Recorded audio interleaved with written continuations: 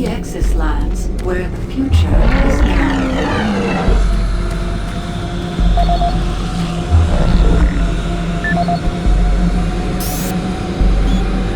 This is Nasir Adil, Security Chief for the Exis Labs facility. Log entry November 3, 2145. We are seeing an increasing level of random and unexplained violence by Exis staff. The first incident occurred on October 13th, 2145 at the Exis surface tunnel. One of the construction workers, Bill Sanders, was offloading a shipment of steel supports when the procurement manager stopped him. In the heated conversation that followed, Sanders grabbed a nearby pickaxe and lunged at the manager. Luckily, the argument beforehand generated a sizable crowd. When Sanders attacked the manager, a number of men were able to subdue him. When we questioned Sanders afterwards, he seemed to have developed short-term amnesia. He didn't remember why he got so upset and attacked the manager. He only recalls stopping his loader and then moments later waking in the holding cell. Since that event, we have seen arguments progress more and more from heated shouting matches straight into outright brawls. The antagonists in these incidents all display the same conditions, as if they were suddenly possessed by violent anger and then afterwards return to normal.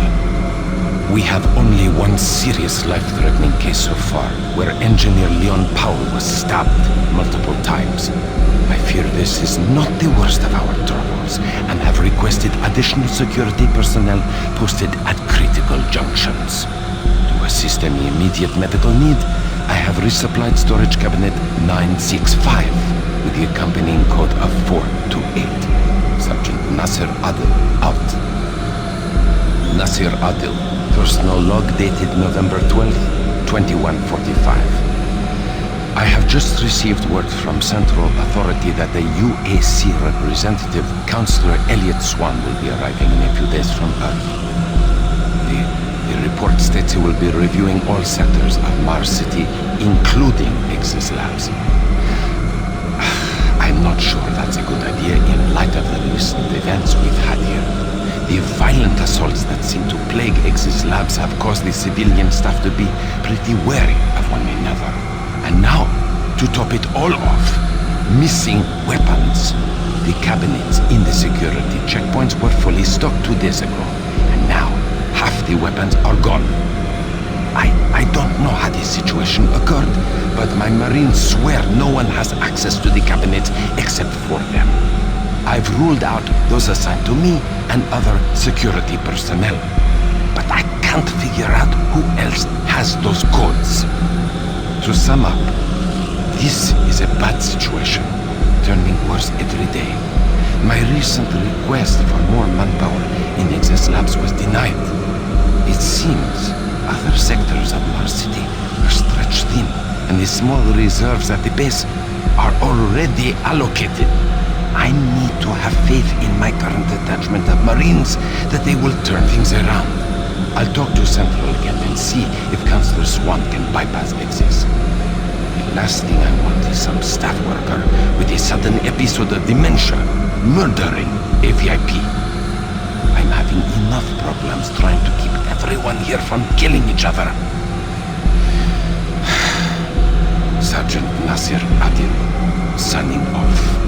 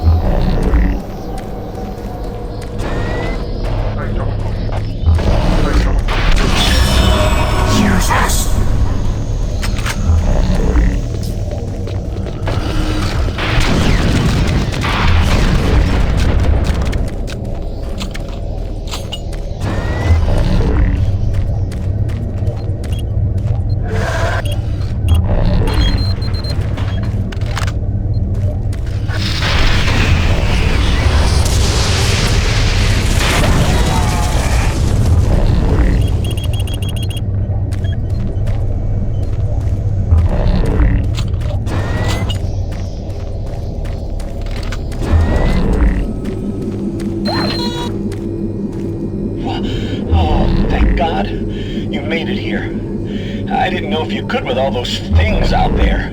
Look, we don't have much time. These creatures are spreading throughout the base, and if we don't act quickly, all could be lost. I understand you have a lot of questions, but I can't answer them right now. All I can say is we need to get the teleporter in the next chamber working. But to do that, I need you to find a plasma inducer for the stabilizer bank. There's one in engineering. Now, if you head through the service tunnel, you can reach it. I'll unlock some doors. There. That will give you the necessary clearance. Now, please, get the inducer and hurry back. We don't have a lot of time. Please hurry.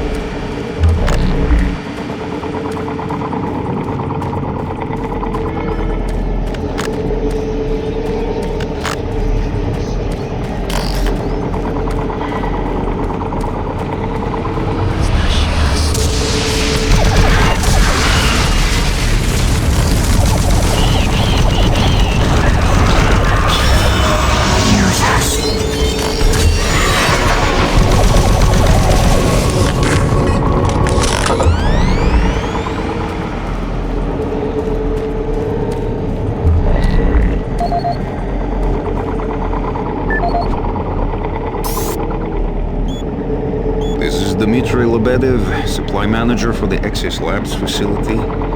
Entry dated October 6, 2145. I've received the latest shipment of MK7 spacesuits from Earth today. They have a triple weave of titanium mesh on the outer layer for Class 5 excursions. With the ongoing construction requiring additional EVA time on the Martian surface, these new suits should hold up better. In the last 2 months we've had a number of unexplained suit decompressions resulting in fatalities. In the case of technician Mike Stanley, the decompression was so rapid the resulting implosion caused him to almost liquefy and fuse with the suit interior. If it wasn't for his suit's name tag, there wouldn't be much to identify him. In each case, the penetrations and loss of pressure appear to occur from inside the suit rather than out. I can attest these suits were thoroughly inspected and micro-scanned after the incidents, and no material degradations were found.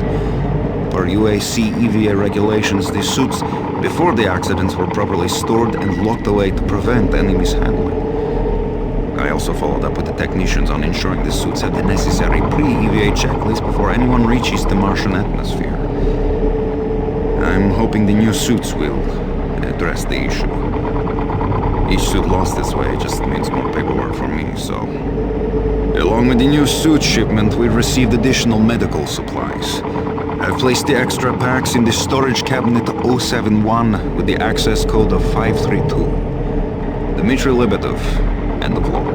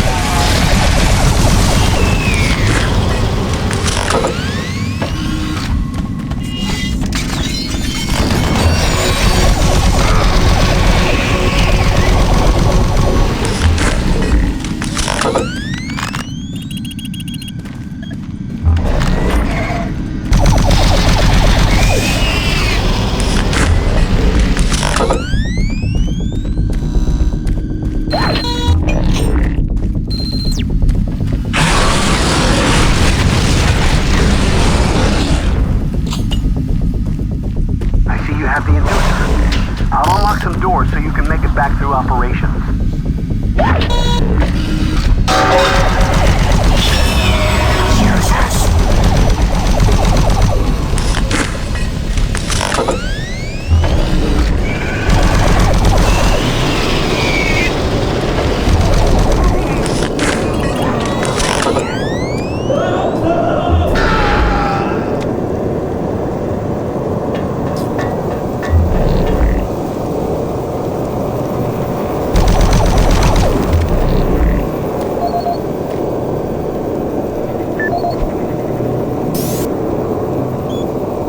Travis Folsom, construction supervisor for the Exis Labs facility.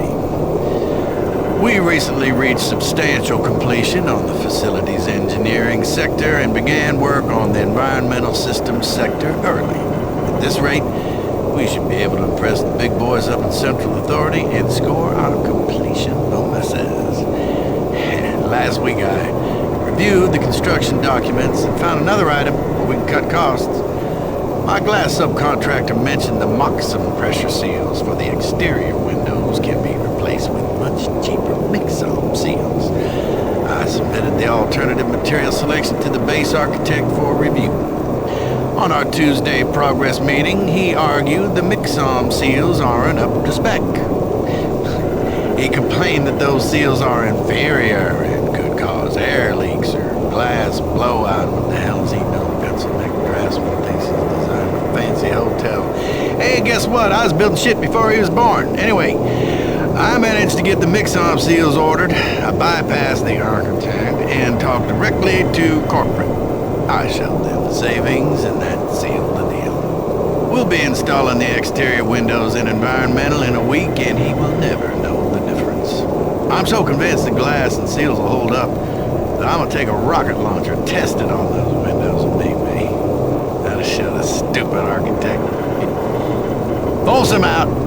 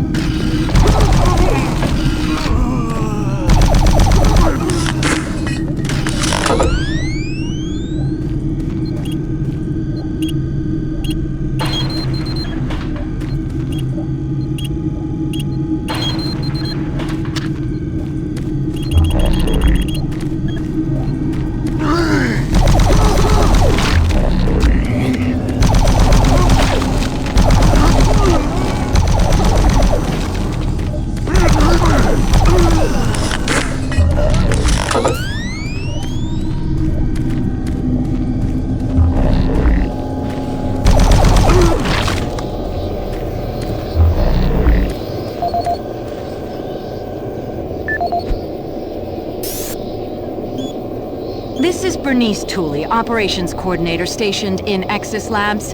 I would like to file my third formal complaint to Central Authority about the problems with the work environment here in Exis. It has become increasingly difficult to be productive while construction is going on throughout the facility. The construction workers are rude, lack common courtesies, and are overtly sexist. They use our office space as an unauthorized shortcut and track dirt and debris as a result. In addition to their mess, they insist on drilling and hammering during our core staff hours.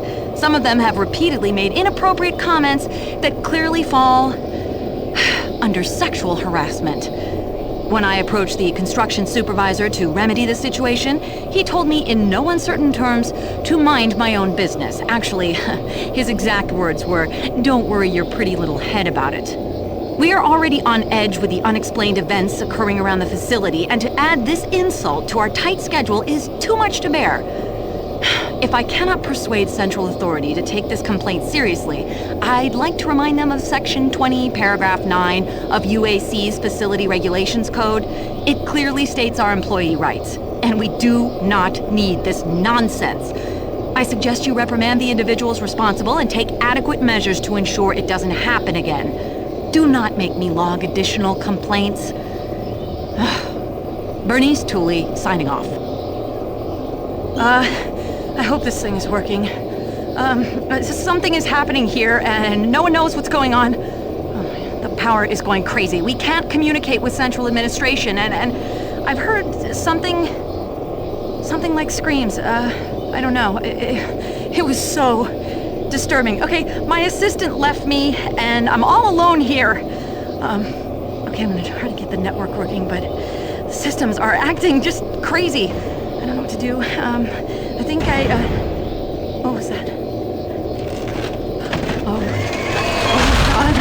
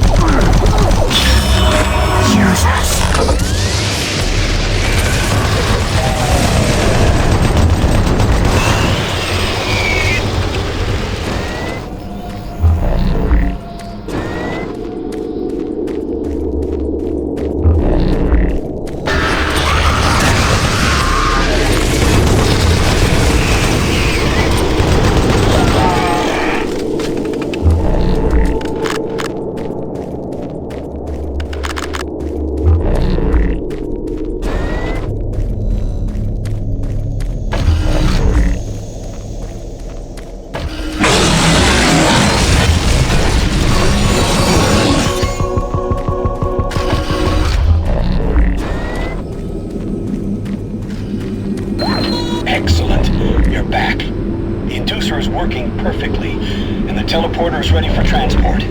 Here's the situation. There's a teleporter outpost in the other dimension, and it's still operational. It's very powerful, and it has a range that could lead those demons all the way to Earth. I would disable it myself, but it requires 2 people to do it. One person at the outpost to initiate the teleporter, and another person here to transmit a power surge to destroy it. I know it's a lot to ask, but you'll need to go to the other dimension, find the remote outpost, and initiate the startup sequence.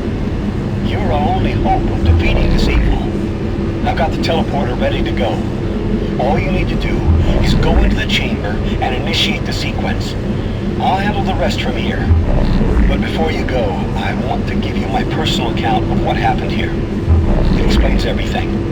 The events, teleporter, how the madness started, everything. It's over there on the console. Please take it. The world needs to know the truth. And Good luck.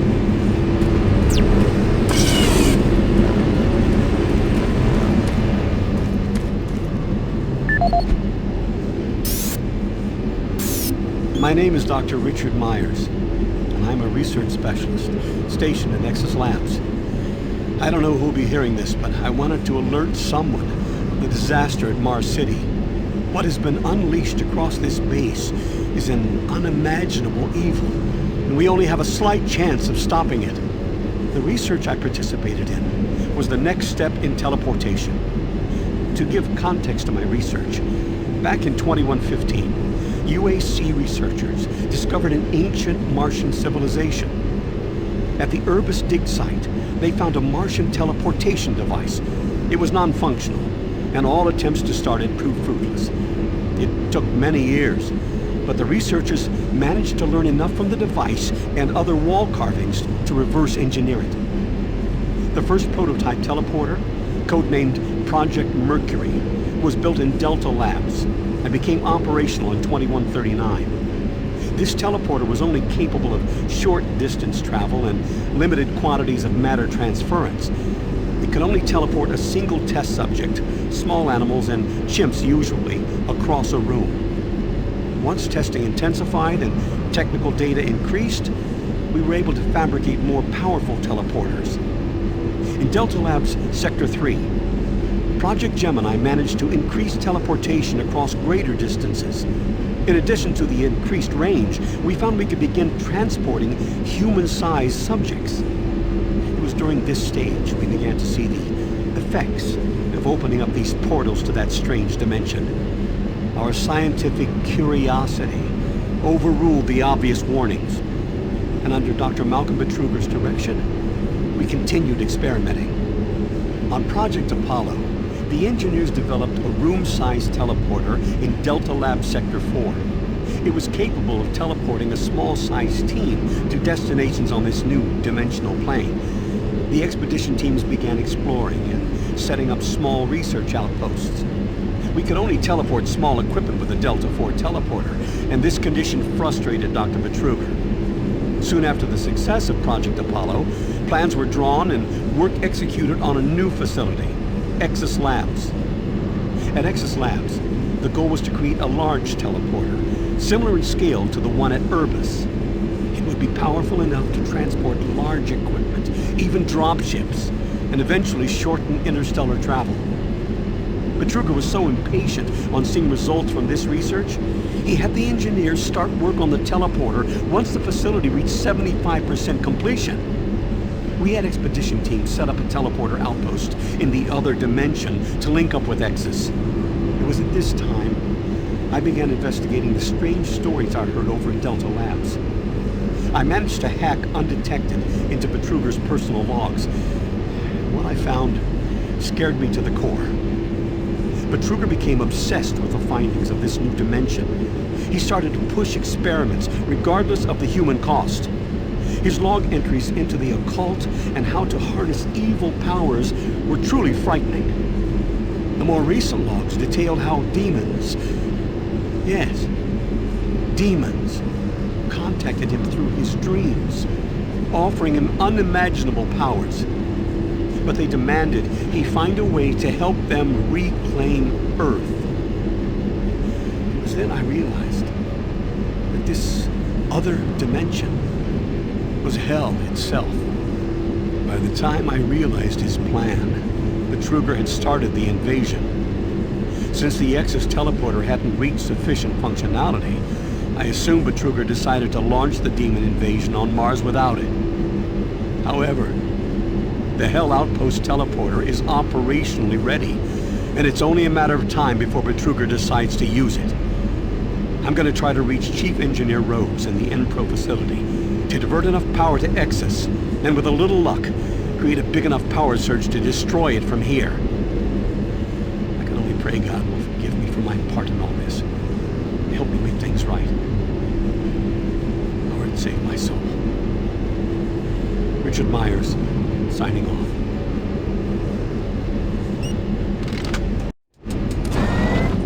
Decontamination process started.